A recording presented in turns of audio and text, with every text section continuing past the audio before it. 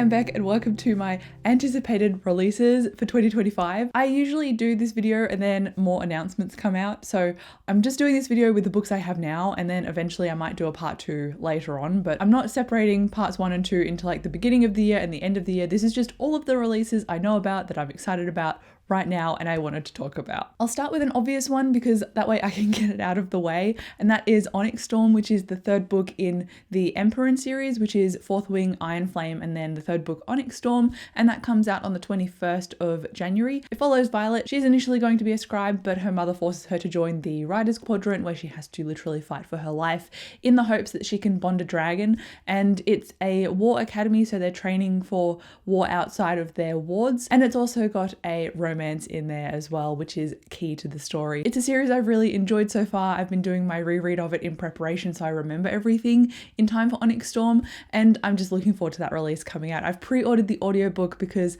otherwise if I pre-ordered the physical book I feel like it would not come nearly on time. So if I pre-ordered the audiobook I feel like I'm safe and I can get started straight away. Then surprisingly I have a debut fantasy on here, and that's called The Outcast Mage, and this one is also a January release but I don't have the date handy. It's essentially about a character named Nalia, and she's a student at the city's legendary academy, so magical school, which is one of my key buzzwords that I will pick up a book and give it a try for. Nalia is running out of time to prove that she can control her own magic, and if she fails she'll be forced into exile, relegated to a life of persecution with other magicless hollows, or worse, be consumed by her own power. So I'm just looking forward to the world building and this character's journey, and I'm not elevating my expectations too high. It's a debut fantasy. I'm hoping it will be fun. It's got a magical school, so I'm all in. Then I've got the long awaited for next book in Samantha Shannon's series, The Dark Mirror, and this one is coming out at the end of February. I think it's like the 25th or something, and while I'm liking the series I also just find that it's very detailed, and so I've needed a break in between reading each book, so unfortunately I'm not caught up like I thought I would be at this point in the year to go straight into The Dark Mirror. So I might end up buying that physically and then having it just sit around for a while. So it's an anticipated release that I'm aware of that I will purchase, but not necessarily one that I will start on the day that it releases, kind of thing. If you've heard about this series but you don't know the ins and outs of what it's about, I have a spoiler-free review of The Bone Season, which is the first book, so I'll link that for you because going into the plot is quite complicated, and the fact that I've got that video is a nice reference. So if you want to know more about it, I would suggest clicking on that video instead. Now, it might be a bit presumptuous to put this book on my anticipated releases video for 2025 because I haven't actually read the sequel yet. So the book I'm talking about is Can't Spell Treason Without Tea, and the second book is out, which I haven't read, and then the third book, Tea You at the Altar, is coming out this year as well, and that's releasing on the 4th of March, but I haven't even finished reading the book before it, so I don't know if I'm actually gonna like it and want to keep up with this series.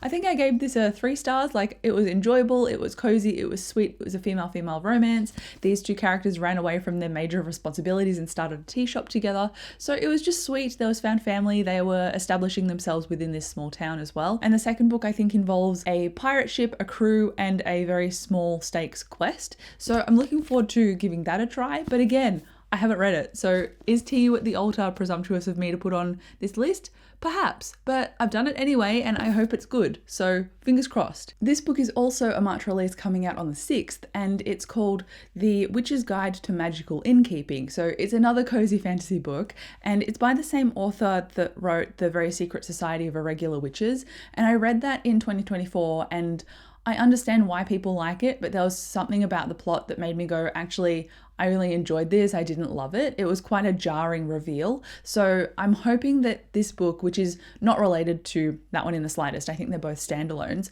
I'm hoping that this new book kind of takes it to a bit of a new height in terms of the plot.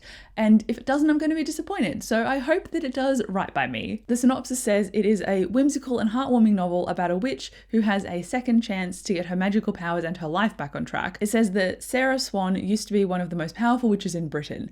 Then she resurrected her great Aunt Jasmine from the very recently dead, lost most of her magic, befriended her semi-villainous talking fox, and was exiled from her guild. There's a lot going on in just that summary right there, so I'm looking forward to trying it and seeing what happens. Another cozy fantasy that's coming out in March, I promise all of these are not just cozy fantasy, but these few just happen to be all together in a row.